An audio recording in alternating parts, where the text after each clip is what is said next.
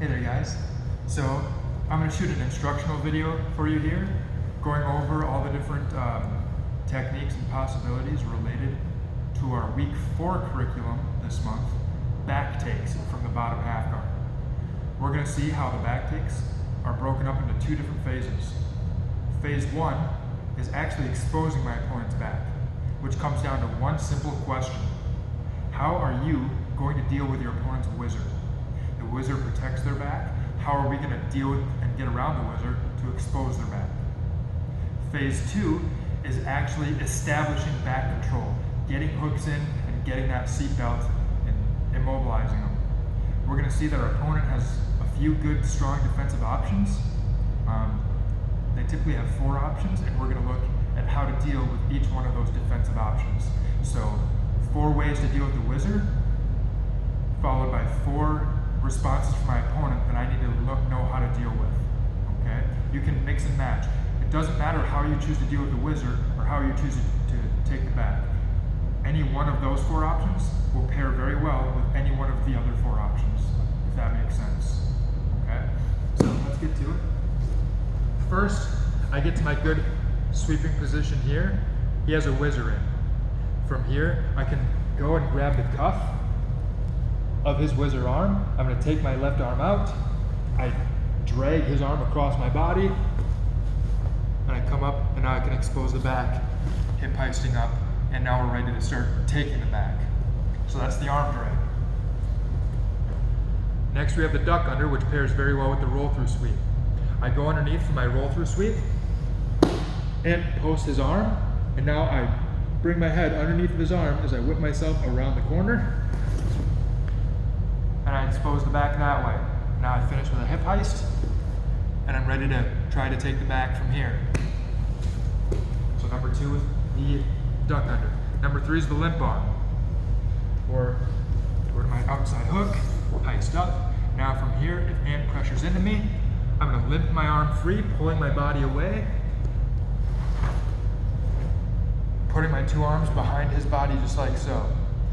Now, if I don't put this arm behind his body, and Ant brings his elbow back between me and him, here, now I can't get his back anymore. So make sure you stay behind the elbow when you get behind the wizard. Then our 4th one is the step around. So from here, we get up to this position, he puts the wizard in. Our last one is a step around, where I'm going to turn my body, and now I'm going to switch my knees. Right now my left knee is down between his ankle and my right knee is up. I'm going to take my right knee where my left knee is. So I pull my left knee up, right knee goes down, and I step around behind his hips. Now my left leg is going to go around, and I establish my far side hook. Now from here all I have to do is limp arm my left arm free, and I end up once again in a good position, ready to take the back. So those are the 4 options with dealing with a wizard. Let's take a brief look at them again. First one we have is the arm drag, where my posting arm grabs the cross cuff grip. I bring my left arm free, stretch him out, and I can expose the back there. Number 2 is the duck under. I start to threaten a roll through. I pull myself up from underneath, and I expose the back there. Number 3 was a limp arm. Outside hook, come up, and I limp arm and expose the back there. Number 4 was the step around, where I step around his hips. I turn my body, I replace my left knee with my right knee, and I throw my far hook in, and I limp arm free. 4 good ways to deal with the wizard that all bring us to this same similar position, where I either have 1 hook in, sometimes no hooks in, and then we'll look to establish a hook. But they all bring me to this position here, where now Ant has 4 good, strong defensive methods from here. Let's set you up a little bit. So once I'm here, I get to my hook. Ant can usually respond in one of 4 ways. 1, he'll stay down and do nothing. Okay, they'll just turtle. Number 2 is he'll go up to a 4-point position and force me to slide off. Number 3 is he'll go into an inside shoulder roll. He'll roll over his inside shoulder, inverting, and put me back in guard. Last one is he'll roll to the outside, where he drops, he frames against me, and recovers his guard this way.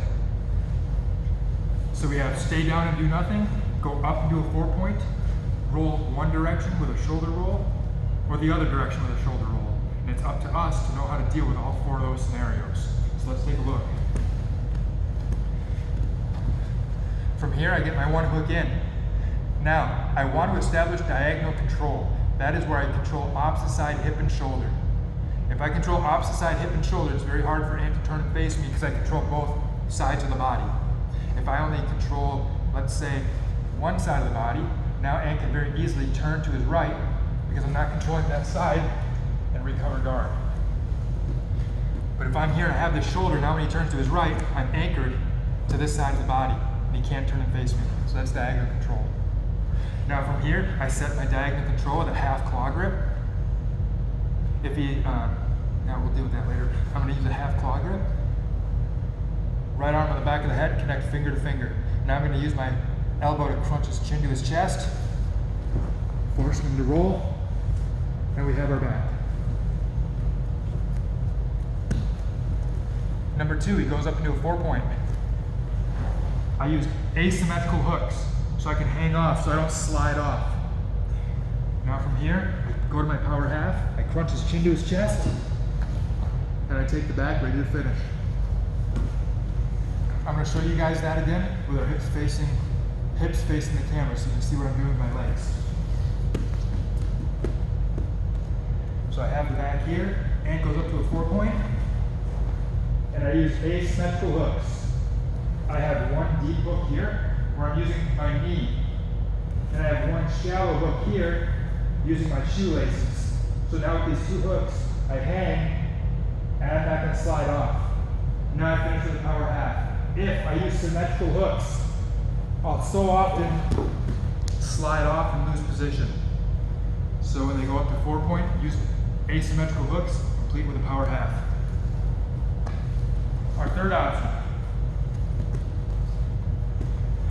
Ant might roll over the inside shoulder. Okay, go ahead, he's going to roll, and he wants to recover guard here. I'll back up a little bit. So what's going to happen, when Ant goes into his inside shoulder roll, oftentimes, go ahead, I'm going to end up here where my hips and my head are on opposite sides of his body. Even if my left leg is free, I end up here. So now when I try to crush his hips, when he inverts, I'm not going to be strong enough, and he's able to recover. So when he goes into his inside shoulder roll, I want to bring my head and my hips to the same side of the body.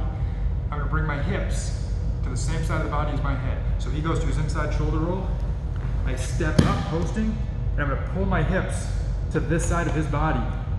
As I do that, I'm going to shove my arm deep into the pocket of his hip. Here. Now from here, I can use my elbow to crush his hips down to the mat. I can take good side control. Let's look one more time.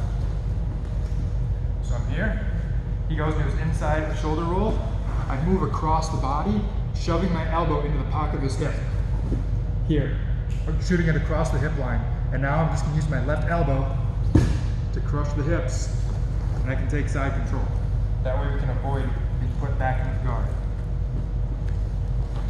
The fourth option is our opponent's just going to try to turn and face us and recover guard. I'm here, he turns and faces us, and he puts me back in guard. First and foremost, to stop him from turning and facing us very easy, I want to use diagonal control. So I have the near hip with my hook, and the opposite side shoulder with this half claw grip. Now when Ant goes to do this outside shoulder roll, his goal is to get his hip to the mat. He wants his hip flush to the floor. I want to stop that from happening. So what's going to happen is as he goes to hit his outside shoulder roll, my leg comes and covers the outside of the hip. I'm here, Ant goes into his roll, and I roll through. And now we're ready to attack the back. That's our Garcia roll. Now what if we're a day late and $1 short? He starts his roll before I get my diagonal control. Go ahead. And we end up here. I'm not able to get my left foot or my left leg between his hip and the mat, and I wasn't able to control the shoulder. Well, now I'm going to go into a slicer roll where I figure 4 his leg, and I make a lockdown with it. Now, instead of turning toward the head, like we did with the previous technique, the Garcia roll, I turn toward the hips. And now I bring my feet down to the mat, and I once again go for my diagonal control right here, getting that same half claw grip, controlling the shoulder.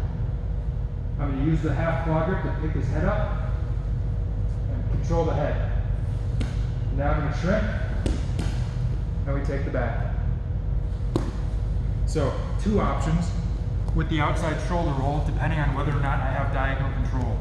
If I do have diagonal control, I go into a Garcia roll. If I miss diagonal control and my opponent gets his shoulders and his hips to the mat before me, then I go into a slicer roll. Okay? Let's look at these one more time. For the Garcia, let's have you go this direction for now. Let's come back this way. So here, I have my one hook in, and here. Now, my whole thing is get my leg outside of his hip. So that my leg is between his hip and the mat. Go ahead. I cover over here. So my leg's on the outside of the hip. His hips never hit the mat. Then I just put my top hook in, and we're ready to finish. Another one, face that one. And then we had our slicer roll. This one we can come this way. I'm here. Now, let's say I was late to my diagonal control. He starts his roll. Go ahead. I have to figure four my legs, and I hook his ankle. Now this leg entanglement will help me expose his back. I roll over my right shoulder, my feet go to the floor, and I get my diagonal control right here. Now I lift the head to capture his head, give a little shrimp, and I take the back. So there it is, guys. All of our different scenarios possible from week 4 back takes. 4 methods of actually exposing our opponent's back. 4 ways of dealing with the wizard.